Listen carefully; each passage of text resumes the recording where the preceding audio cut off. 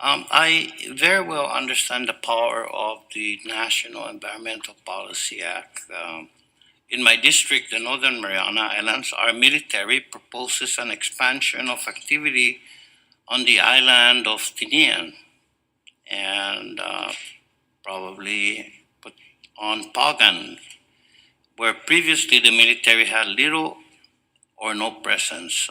If not for NEPA, the military might never have had to explain their plans to the public or estimate what the cost would be to our environment and way of life.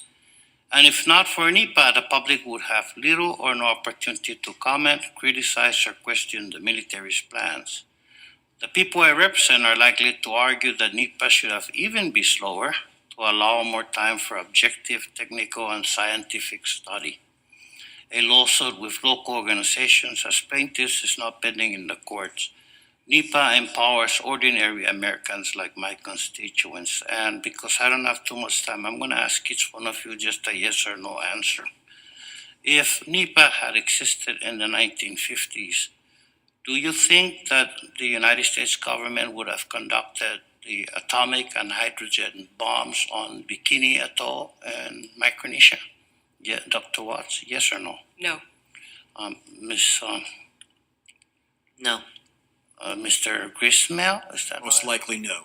And Counselor, I'm sorry, what you say. I have no idea. you have no idea No idea. if about it would the happen. atomic and hydrogen, over 50 that were tested in. I think a lot would depend on if there were the kinds of exclusions that Do existed. you like that in your backyard, sir? Absolutely not. That's exactly why they did it there.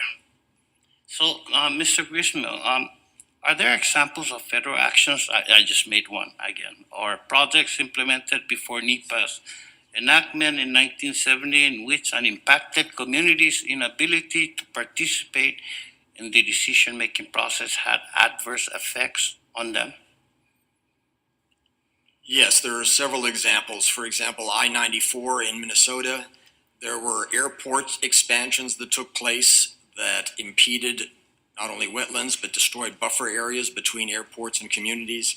So yes, there are a lot of examples there. And I might just point out as a point of clarification that there are outlier examples on both sides. For example, the proposed military relocation to Guam, which also impacted on how Tinian and Pagan were being looked at, was one where the NEPA process did provide a lot of benefit to the local communities in terms of shaping the military's relocation without impeding national security or preventing the Department of the Navy from pursuing its mission.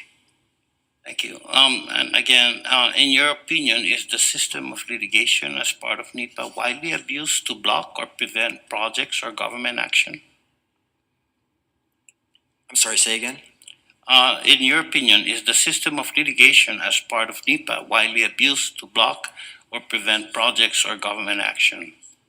I don't believe that it is widely abused. I think that, as I mentioned earlier, it's a topic of last resort for communities that are going to be impacted. Right, and say that an island is going to be used for full-weight amphibious landing, live bomb training. That would be a NEPA or an environmental impact study. It would be subject to an environmental impact statement, most Right, likely. and it's in the citizens' rights to demand their government to make a full study, a full explanation of what damage, because that island would not be used. It'd be like Vieques or one of the Hawaiian islands. The environmental, And maybe the counselor should read up on Bikini and the result of that, where people were born, children were born deformed. You certainly don't want to look at it in a picture, let alone in life. I come from that region, sir. Shame on us.